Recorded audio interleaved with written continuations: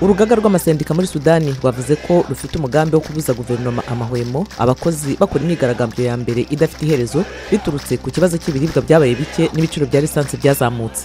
Abayobozi muri Somalia bavuga ko umubare w'abahitanywe n'ibisasu byo kuwa gatandatu wikubye inshuro ebyiri wageze kuri 30.